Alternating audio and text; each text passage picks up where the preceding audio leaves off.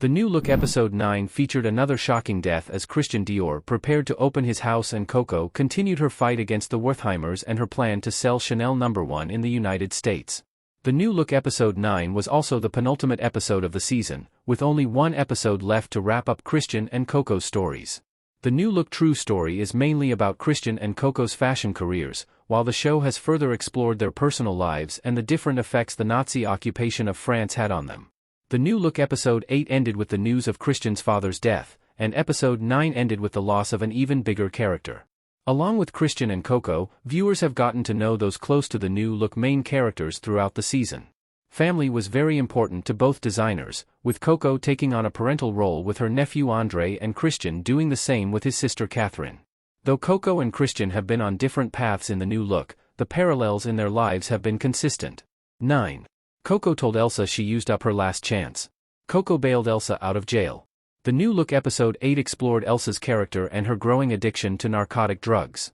Elsa's character growth has been inconsistent in the New Look as her relationship with Coco goes back and forth between love and hate. Though Elsa and Coco were finally in a good place again in the New Look, Elsa's substance abuse issues seemed to be the last straw for Coco, especially when it got Elsa arrested in the previous episode for attempting to rob a pharmacy. The New Look episode 9 began with a flashback to when Elsa and Coco were teenagers, showing that they're more like family than friends. Coco grew up an orphan, and over time, Elsa became like a sister to her. Even when Coco says she's done with Elsa, she knows she'll always be a part of her life in the New Look. She told Elsa that she had to leave and she could no longer be around her, but Elsa stuck around anyway in the New Look episode 9. 8. The House of Dior was understaffed. Cardin became Dior's head tailor. Since Christian decided to start his own house in the New Look episode 5, he has struggled to get it off the ground, usually due to his own stubbornness. Christian's insistence on not stepping on the toes of his designer friends has kept his business from progressing. In the New Look episode 8, this presented itself in him not having any models as he refused to try and poach them from other designers, even though everyone of note was already employed.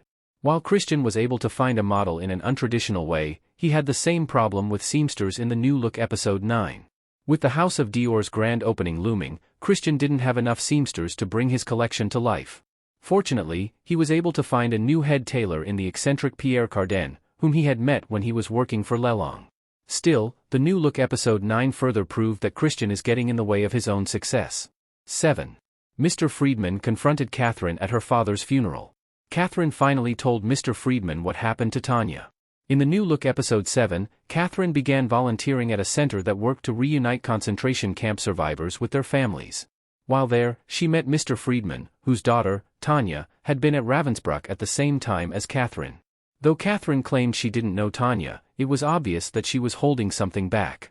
He gave her Tanya's picture in hopes of jogging Catherine's memory, which she held onto.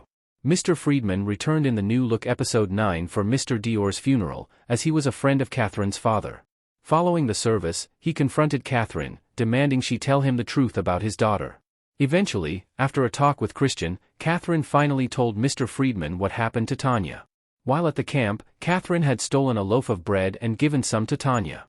When the Nazi officers discovered it, they assumed Tanya had stolen it and beat her, throwing her into the oven while she was still alive.